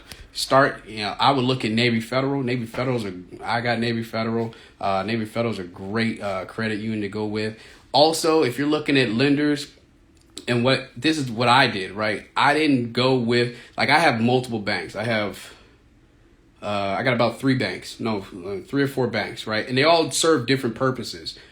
My main bank, I did not get my home loan, my first FHA loan. I did not get that loan through them. I got it through a mortgage lender, right? And the reason why is because I didn't want all of my stuff tied into one bank. So the likelihood of this happening is slim. Like the bank crash or whatever, then all my stuff is going, my home loan, my savings, all that kind of stuff. I kept things separate. I like to keep things a little bit separate and have them operate in the function, in the capacity in which they operate. I don't want everything congregated in one, all my eggs in one basket. So I shopped around, and that's what I would advise you to do. if you're looking at interest rates and you're looking to buy your first home, shop. It is perfectly fine to do that because it's just like a car. Car lots, and you want to shop. Just because this car lot is offering the car at $10,000, another lot might say $8,000, whatever the case may be. They all offer different interest rates. A lot of their products are typically the same, little tweaks here and there, but you want to shop just to get the experience. I would recommend going to 3 lenders. In Destiny, if you want preferred lenders, I don't know, are you still in Jacksonville? I don't know. If you are, let me know, and I'll try to get you a list of preferred lenders. I know a decent amount of people that do that kind of thing. And if you want mortgage lenders as well, or outside of banks, I can get you a list of those as well. So just DM me. We go back. So appreciate you for asking that question. Y'all are in here. I've been moving today. Let me see. Sneaker Feed says, you seriously need a podcast. I actually had a podcast. Well, I actually have a podcast / movement / brand. You guys already know what that is. Love Yours, which I'm not wearing today. I'm usually wearing it, but Love Yours. You guys know that was a podcast. And quick little plug, which it's not even a plug. If you guys want to go back, that podcast is like 2 years old. But Love Yours was a podcast that I turned into a lifestyle brand, and I've had it ever since. Trademarked everything. You guys know what it is, right? If you guys have been following me, you guys know I'm big on love and that movement. Love yours. Always love yours. Love your situation, whatever it is, right? Think Monica says, I feel like banks approve way more than you should be borrowing from a monthly payment perspective. Just because they approve an amount, it doesn't mean you can afford it. First of all, everybody give Think Monica a hand clap, because give Monica a hand clap. That is sound advice, right? Banks do approve. It's just like a car loan, right? You go try to get an auto loan and they say, hey, Monica, you're approved to buy a $50,000 car.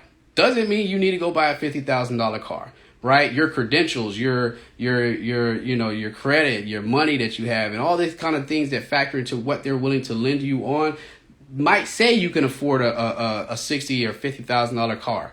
Approved for a $50,000, $60,000 car. Doesn't mean you can afford one, right? You might be able to afford one, but doesn't mean that all your other expenses are going to be able to be paid for as well. So you don't have to go buy a $500,000 house if you're approved for a $500,000 house. I think when I bought my first home, my duplex, the first house I bought, I was approved. I ain't scared. That's the point of this. Y'all know I keep it funky with y'all. I give y'all real numbers, everything. I think I was approved for $350,000. I did not buy a house that was $350,000. I bought a house that was $130,000. Because that was what I was looking at paying every month. I was like, I'm okay with paying $1,000 to $1,200 a month, because I know that in this area rents are $1,600, $1,700. I'm getting a duplex, so I know if I charge $1,000 a piece, I'm getting $2,000. So I was looking at it from a different perspective. I wanted my mortgage to be low, right? And I wanted my rents to be high, so I can keep that make the difference in profits. You know what I'm saying? So if I went and bought a $200,000 house, my mortgage might have been, $1,800, and let's say I'm bringing in $2,000 a month. That's only $200 profit. It's not worth it to me, right? It's not worth it at all. So that's why it's important, if you are, even though you're looking to get a pre-approval and they approve you for $500,000 or $250,000 or $750,000, you have to know what you can afford based off your own personal finances. You can be approved for that, right? But can you afford it? So nothing wrong with being approved for a large amount. You have to do your due diligence and your budgeting and your math on the front end to know what you can actually afford, even though you're approved for an absorbent amount of money. So great question from Think Monica. I appreciate that. Navy Fed is great, says Cam. Yes, it is. Navy Federal is great. Thanks to my pops, I can shop at Navy Federal. B-Rule, what's going on, brother? Hey, appreciate you popping up in here, man. That's my boy from Clubhouse, my brother. Man, that's Jay Way popped up in here. Jay Way, what's going on back in high school, man? Wilson High School. Shout out to y'all, man. Destiny says smart. Cam says very smart. My first house was a mortgage. No, my first was a mortgage company, and I did conventional. See, you shocked, right?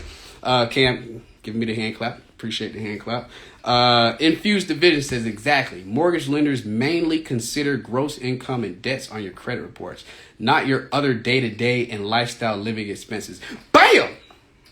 That is exactly true, right? Your living expenses are not what they look at. They look at all the, like I say, debt to income ratio, credit, how much money you got in the bank. Does it mean that, you can afford to live the lifestyle you live in if you go buy a big ass house, right? So keep that in mind. What's going on, Taylor to Wealth? Appreciate you for popping up in here. Guys, I've been going on for about an hour and a half. Normally the sessions get like that sometimes, which is fine, right? Because I'm here for y'all.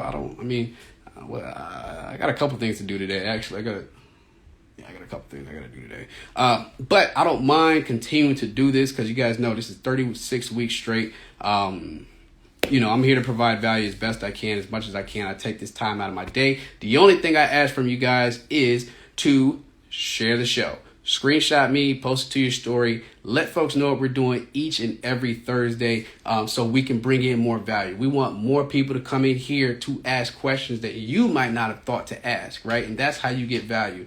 That's how you learn more things. Because I can talk all day. Literally, I can talk all day, right? And I can talk about these sessions could be filled with stories. But I'd rather them be filled with questions, right? Because that's how you learn. That person might ask a question you might not have thought to ask, or you might not have gotten to that experience point yet. And by them asking, they get the answer. You now remember when you get to that point, you're like, damn, I remember when so-and-so asked that question. Oh, shit, I should go this way instead of that way. That's the point. So screenshot this, post to your story, let folks know what we're doing each and every Thursday, 12 o'clock, 36 weeks straight. The goal is 1 year.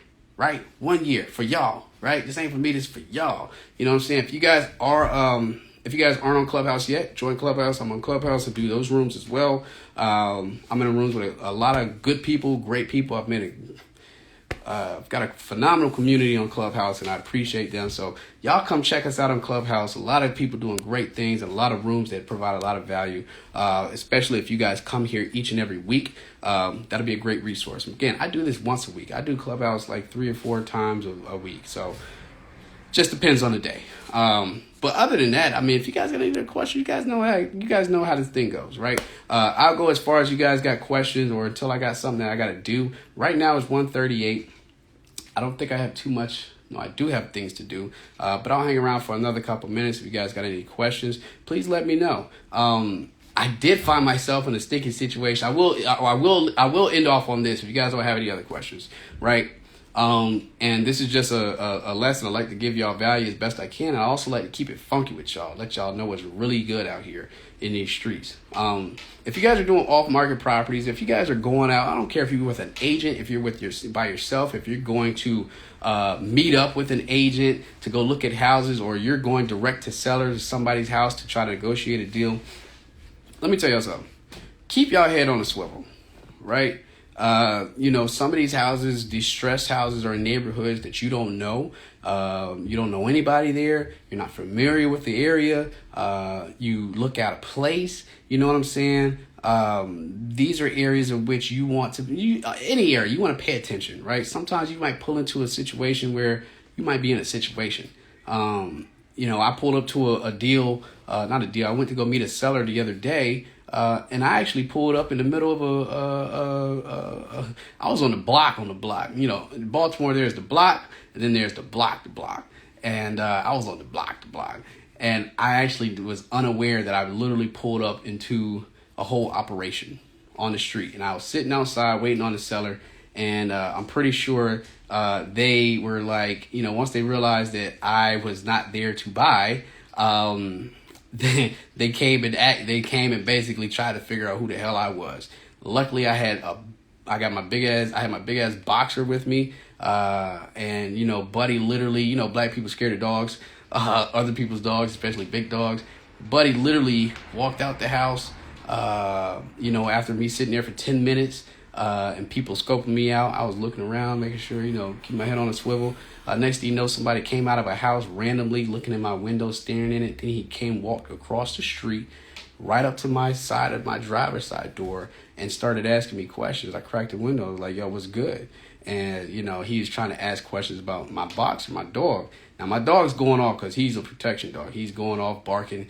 And, he's asking me questions about the dog. And I'm like, dude, you don't know me. I got this regular pickup truck, dark tint. You pulling up, you walking up on me. You don't know me. And you see this big ass dog in here. And you still got the audacity to stand 6 feet away from my door and ask me about ask me about my dog. You don't know me. You know what I'm saying? And so, small conversation that he was trying to have with me. And I was just like, all right, cool. And I rolled the window up. As my dog was barking, he's like, oh, I ain't gonna do nothing. Is he vicious? You're damn right he vicious. What do you think I'm gonna tell him? He's a cupcake? Yeah, he vicious. And so, he asked me these questions. Long story short, he walks away. I close up my window, and I just, I have this feeling like a lot of times when you're in these areas and you're being, aware, and you're watching yourself, and you keep your head on a swivel. If you've been in those situations before, sometimes you just have a feeling, right? It's a feeling, it's a gut feeling. I don't need to be here, right? Or I don't need to be in this area. You know what I'm saying? Or I feel like something's going to happen, right? And that's how I felt. So I stayed there for about 2 more minutes, and I dipped out. And it didn't make sense to me until later that night. And I was like, he didn't come over there to check and ask me about the dog. He came over to see who the hell I was, because I had been out there for about 10 minutes. I wasn't buying, or I was, in a dark truck, just sitting out there in the middle of their whole operation. And you got to look at it like this. If somebody is willing to come and walk across the street, know that you have a big ass dog in the car, don't even know if you got that file on you, right? And they're willing to walk across the street literally and pull up next to you and ask you questions about your dog, whatever the case may be. The fact that they're willing to do that, most people stay away from dogs. Most people stay away from dark tinted cars that they don't know and walk up. If he was willing to do that, what do you think he would have been willing to do in another situation? So thinking about that, you got to be street smart out here. I got out of the situation, right? Didn't even matter, right? Sometimes you get in those situations, or you're out in the street, or you're out on the block, and you just get that feeling, hey, I need to get out of here, right? Or I get this bad feeling, I need a dip set.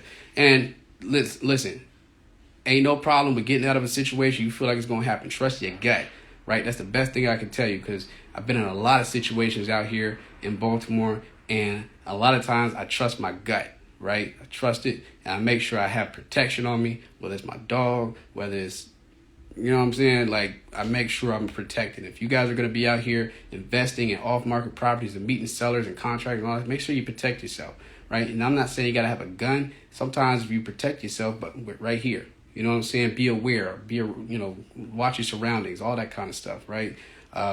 It can be dangerous, and people take advantage of people, right? Especially if they know you see you pulling up and they know that you're not from there. You look like you're not from around there, right? So just keep that in mind. A little tidbit on safety. You can't put a price on safety. That's a fact. I get real serious when it comes to safety. Anyway, on a lighter note, would you recommend a person invest in real estate before paying off student loan debts? Yeah, why not? What are you waiting for? You know what I'm saying? What are you waiting for? The perfect scenario, right? You waiting to pay off all your debt, right? Let me take that back. You do what's best for you, right? And if your student loans are preventing you from acquiring a property or having the amount of funds that you would like to have to invest in a property, that's one thing. But if you are under the assumption that you need to pay off all your debt before you can go buy a property, I wouldn't do that, right? Because there's such thing as good debt and bad debt. That's good debt in my eyes, right? That's just debt that just comes with the game. You got student loans. You know what I'm saying? If you're working to try to get to a number that you can get approved for, and your student loans are hindering that, then yeah, you take the time to, kill some of that debt off. But ultimately, here's the thing, right? You say, I'm going to pay off all my debt. $50,000, I'm going to wait. I'm going to just pay it off over the next couple years, right? Who's to say that within the next couple of years, as you're waiting to buy a house and that, you're trying to pay off this debt, that you won't find yourself in another situation where you have more debt, right? Or this happened, or this emergency happened. You had to spend this, and now you don't have what you were trying to save to go buy a house. Sorry about that. That's my plumber. I'll call him back. When you wait, you leave yourself susceptible for other things to happen to you. And you guys know, life is crazy. Things happen, right? You wait. If you're going to wait strategically. Have a strategic plan, right? If you do want to pay off debt, have pay off student loan debts. Have a reason to, or maybe you're working toward a specific number or whatever the case may be. Maybe you got that pre-approval back and they say, hey, you need to work on killing some of your debt off to get, approved for $500,000 instead of the $200 that you got, right? That's a situation where you do that. But I wouldn't go and say, hey, before I buy any house, I'm going to pay off all my debt. That's just me, right? People do what they want. They listen to Dave Ramsey. They pay off all their debt first before they go. Hey, to each his own, right? For me, you're asking me, I would figure out where I stand first, figure out how much my student loan debt is affecting my ability to buy a house. And if it's affecting it enough to where I'm not comfortable making, or I don't have the ability to buy what I want, then you make a strategic plan to take the time and, kill some of that debt off, right? But if you're just trying to pay off everything and, before you start looking or before you even start entertaining the idea of what you even have the ability to buy, then I just wouldn't do that, right? Because life happens, things pop up. You say, oh, I'm going to do this. And you say, hey, I'm going to take that trip. Hey, I'm going to take that trip to Hawaii when, I do this, right? And, next thing you know, you're waiting 6 months, a year, whatever, and then something else popped up. And then now your trip is prolonged. And then, you know what I'm saying? Like, take advantage of time. We're here on borrowed time, guys. That's real. We're here on borrowed time, right? And you can be here today, you be gone tomorrow. You can be here today and paralyzed tomorrow. You can be here today and have cancer tomorrow and not be able to do what you want to do, right? And so that's real deal shit. And I don't really cuss on here, but I'm just keeping it funky with y'all. Y'all literally can have everything stripped of you tomorrow. Not saying to go YOLO and go do whatever and buy whatever, but if you want to go do something, man, go do something. You know what I'm saying? If you want this or whatever, go work to do it, but go do it. You know what I'm saying? Don't push things off. You never know what's going to happen to you. Every day is not promised, right? And every opportunity comes and goes. And you're either going to be ready for it or you're not, right? It's the name of the game, right? This weekend, I'm going to Nashville, Tennessee to see my Titans play. You know why? I've been a fan for my whole life. I've never been to a Titans playoff game before. I've never seen the Titans play in a playoff game in Nashville, right? I'm going with my boys, right? I got a couple of things that I got to take care of, right? I got a couple of things that I was like, maybe I shouldn't be spending this money. You know what I'm saying? But at the end of the day, I looked at it like this. I'm willing to pay for an experience. You know what I'm saying? I'm not doing it dumbly, but yeah, that $200 ticket, I could go put that towards something else. I'm cheap. I am cheap. But I looked at it like it's an experience. And, guess what? I'm going to go do it. I don't know if I'm going to be able to get this opportunity to do this again, right? I don't know when the next time I'm going to have the opportunity to see this happen. Guess what? I'm going to go do it, right? I'm all about living and experiencing things. You can be uptight. You can be the penny pincher and save $1 million. And by the time you're 50, you ain't did shit. You got a lot of money in the bank, but you ain't did a damn thing. You ain't got no experiences to look back on. You ain't got nothing to show for it. You got a lot of money, but did you really live your life? To each his own. That's just me. I'm all about experiences. Smart experiences. Who is that? Tailored Wealth. I hope I answered your question. I know I kind of went off on a rant. Lady Potential 19, what's going on? Sincerely Squared. Hey, how you doing? Life and Times. Appreciate you for popping up in here. Guys, resetting. Hey, if you guys haven't done so, screenshot this. This is the only housekeeping I have for this show. You guys know I provide value. I'm going on 2 hours today. I'm giving y'all nothing but time, baby, time. The only thing I ask y'all is screenshot this, post to your story, not your feed. I don't want to be on your feed. You guys are sensitive about your feeds. I don't want to be on your feed. That's fine. Just post me to your story. Be on there for 24 hours. Post to your story. Let folks know what we're doing each and every week, every Thursday, 12 o'clock. Real estate Q&A sessions. Ask anything you want. Q&A every week. I think I'm about to wind down because I've been talking for almost 2 hours. My mouth is getting dry. But Taylor Wealth says, that's also a concern of mine. Recently started cold calling in Baltimore, and I've been a little nervous about going on property runs. Here's the thing. Take a friend, right? Take a friend. If you have any loved ones here or anybody, watches over you or whatever, send them the address before you get there. Tell them the time of the appointment and time you expect to be done, right? Go on property runs with a friend. There's nothing wrong with that, right? If you got a dog, take your dog. Have somebody have your location. And just be smart about it, right? You got to be smart. I just told you a couple ways, right? If you want to get strapped up out here, strapped up like Rambo, hey, do that, right? Concealed wear and carries are tough to get here in Maryland. I have literally been waiting for mine. I've been going through the process for literally the past 3 months. I should be approved here, within the next couple of weeks. But it's a long process, takes some money, and you have to have a viable reason to be able to carry a firearm here in Maryland. They're very rare to have, right? And so if you can justify why you need a firearm and have a business or, whatever the case may be, go get you a concealed, right? If not a concealed, go get you a HQL, a handgun license if you're here in Maryland. Those are easier to get than, you have to get the HQL before you can get the concealed. So, and you can't buy a pistol unless you have an HQL.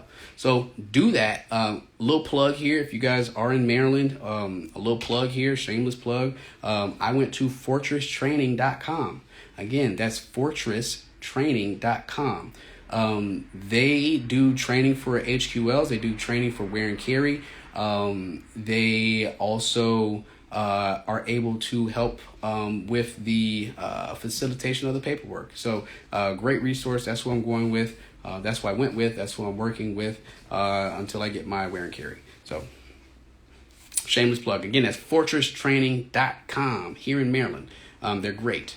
Only Tay. Hey, what's going on? Appreciate you popping up in here. Taylor Wealth says, I'll pay for an experience too. I know that's damn right. We're going to pay for these experiences. Best believe it's 2021. We about to be out here. As long as the Rona don't get us, you know what I'm saying? Infused Division says, do you think telling the guy who came to your window you were waiting for a client to look at a property for sale would have been okay? Hell no, right? First of all, let me tell y'all something. I'm going to say this a bit of a go because I'm almost at 2 hours. When I first started doing this, I was rolling around in my other car. I'm not going to tell y'all what that other car was or is, but it's, nice car. And I was doing that, and I was showing up to appointments in, nice button-down shirts and, nice shoes. I was showing up presentable, but not overly dressed because I was taught to not overdress. You don't want to intimidate the client, but, I was dressing nice. And I was, showing up to these appointments in a nice car. And it's funny because actually one of the houses that I own now, I pulled up to that area, and as I was driving through it, it wasn't like the greatest area, but when I'll just say this, when I pulled up, people were out and they noticed me very quickly. And, for me, I'm like, well, I don't like the idea of people noticing me pull up and then I go inside somebody's house that they've known or they're familiar with or whatever. What am I going to come back out to, right? I'm always thinking about these things, right? I'm always thinking, and that's a good thing, right? You're not paranoid. You're just thinking about different solutions, things like that. When you've been around, you learn to not be naive to situations. You learn to think about, okay, you learn to think 2 to 3 steps ahead, right? So I have a process with everything, right? That's how I was moving before. Ever since then, I said, I don't want to be pulling up in a nice car. I don't want to be pulling up dressed fancy, right? I want to pull up looking like everybody else. I want to pull up and look like I have a mom and pop shop, which I do. Like, my company is not a big company. But I want to pull up and blend in. I want to pull up and people don't look twice and be like, what he got or who is he or, let's figure out what's up with him. You know what I'm saying? And so I've done that. And since for a couple years, I'm just conscious. I dress like a contractor, but I also look like I could buy your house too as well. Right. And so I just try not to be flashy. I bought a truck, for God's sake. Right. I bought a regular pickup truck work truck that nobody's going to look twice at me. You know what I'm saying? When I pull up, and just those kind of, not saying you got to go buy a truck or you got to go buy a beat up car or whatever just to blend in, but you just got to be conscious. You got to be smart, right? That's the key to all of this, right? If you're in a situation, you're pulling up and you're waiting on a lead to show up and you're out there waiting and, people are looking at you and, you just got that feeling you're not in the greatest area, then, be smart about that, right? Should you stay here? You know what I'm saying? Like, there's other houses, there's other deals.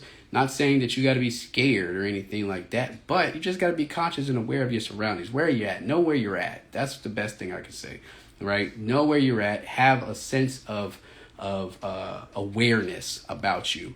You know what I'm saying? And you'll be smart. You'll make the right decision and always keep your head on a swivel. Don't be naive, right? When I'm sitting there waiting on a client and I'm in an area that I don't know, I'm not in the front seat look like this on my phone. Especially for y'all that don't got no tent. I'm not like this. I might have my phone up, but I'm like this. I'm looking around. I'm peeping the scene. I'm watching it. I see him over there.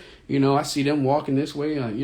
I'm being aware. I'm not just being completely oblivious to what's going on around me. You know what I'm saying? I'm not in that. I'm not looking down and not paying attention to who's walking up, who's around. You know what I'm saying? Like, even when I'm working inside my houses and I leave late, I look out the people, I look out the windows before I leave that house to see who's out there, see who I'm going to run into, see who's in the path of me walking directly to my truck, right? I don't do multiple trips when I leave those houses either late at night, right? I make sure I have everything in my hand or readily right there, ready to go. I'm not making trips back and forth in between the house, right? I try to limit the trips. If I'm leaving out the house, I'm leaving and I'm not walking back to the front door, right? I make sure I have the key. The key to lock the front door. I make sure I have that out and ready to go. I don't want to close the door behind me and then be fumbling around with the keys, back turn. No, I got the key readily available. So when I close that door and I turn around to lock the door, boop, boop, boop, boop, boom, and I'm out. You know what I'm saying? I don't linger. I don't, I walk straight to my car. I get in the damn car and I go. You know what I'm saying? When I'm working inside of the house that night, or if it's late at night or if it's dark, I'm only cutting on lights in the house, in the rooms that I'm in. You know what I'm saying? I'm keeping the window shutters closed. I don't like people knowing when I'm at those rental properties at night. You know what I'm saying? Just a couple things that, I'm not paranoid, but I just, I do just to minimize the risk of, whatever. I like to be incognito. I like to blend in. I either like you to know I'm the maintenance man, or I want you to know that I'm not, I want people to know that I'm not there. You know what I'm saying? If I come up to the house and do maintenance requests or whatever, I'm the maintenance man. I like to be incognito. I like to blend in. And that's the best way I can describe it. You know what I'm saying? Y'all stay safe out here in these streets because, y'all stay safe out here in these streets. You just got to be aware. I don't know where you guys' upbringings were and, all that kind of stuff, but just be safe out here. Keep your head on a swivel when you're out there in the streets. Make sure also other thing, for the woman that said she was Tailored Wealth. Whenever I go into vacant properties, I always have something in my hand. And I'll talk about this tonight about the essentials in the clubhouse room that I usually bring on my appointments. But you need a flashlight whenever you go into these houses, right? I always bring a flashlight, right? You might not have a gun on you, but I always bring a flashlight, and I don't have a little one. Go to Home Depot and get you the big industrial size, the big stick flashlights. You know why? You walk to a vacant house, somebody's in there, boop. You know what I'm saying? That is the whole reason why I don't have a little flashlight. I don't have a little one like this, or I don't use my phone. I keep a big flashlight, the long one that you get from Home Depot. I get one of those, right? And even if I'm not using it, I still walk around with it. So if I need to bop somebody over the head, guess what? I bop them up over the head. You might go into the basement, turn the lights on, somebody down there, and they charge you. Boom. You got something. You know what I'm saying? So again, you can carry a little pocket knife, whatever the case may be. Just be smart about it. You know what I'm saying? Tell people your locations. Tell people where you're going to be going. Share your locations. Bring a friend with you on the appointments. That kind of stuff, right? Just be smart. Other than that, I've been talking for 2 hours. I love y'all. You know what I'm saying? I love y'all. If y'all don't know that, I love y'all. Yeah, and I'm starting to sweat. God dang, and I got some stuff. I got some paperwork and stuff. But anyway, this is a great session, you guys. I hope that Instagram saves this. You guys already know. If you guys have been rocking with me since day one, you guys know sometimes Instagram crabs when I do over an hour long shows, and when I try to post it to my stories, sometimes they don't post. Hopefully, this was an awesome session. I really hope I can save this one and post it to my story. If you guys have it and this is your first time here, if this is your first time here and you don't know, all of my live sessions I put on my my feed. There have been a couple episodes over the last half a year that haven't posted because Instagram be crabbing sometimes after I do these long shows, and when I upload it, they don't upload it. But you can find all my content down there. If you guys want to do some further questions or whatever, hit my DM. If you guys want further consultation, I'm going to do some consultations here shortly. Maybe, some phone calls, whatever the case may be. But again, every Thursday, catch me here at 12 o'clock. Again, remember the message. Everything is crazy right now, or yesterday was really crazy. The one thing I'm going to promote, and I'm always going to promote, guys, is love. Love, love, love. Love everybody. Appreciate everybody. And appreciate your family, your friends, your loved ones. Take time for them. Cam says, we appreciate you too. Thank you, and I appreciate you. Donald, I don't see you down there. Yes, and I have to, I got some things I got to send you via email, so thank you for reaching out the other day. Donald up there, y'all give Donald a thumbs up out here, serving her country. Serving her country. Give her a thumbs up. Give her a love. Yeah. Serving her country. Appreciate you. Always, service members. And Think Monica says, congrats on your engagement. Yes. Your boy's engaged, right? And I have a wonderful, lovely fiance that I love very much, and I appreciate her. So your boy is engaged. Wedding vibes coming soon. Yeah, feel me? Don't know when, but not during this coronavirus. But yes, I am engaged. So thank you so much. That's okay. Yeah, she's actually texting me now. She's in the other room. All right, all right, guys. I'm gonna go. Appreciate y'all for popping up in here. You guys already know each and every Thursday, 12 o'clock. I will be here. If I can't make the 12 o'clock time, I will show you guys a thing or whatever, and I'll let you guys know. If you haven't done so, screenshot this, post to your story, let folks know we're doing each and every Thursday, 12 o'clock. Tonight, I am hosting a room on Clubhouse at 6 o'clock, telling you guys about how to walk through properties and figure out construction costs. Other than that, peace, love, happiness. Y'all be safe. Love.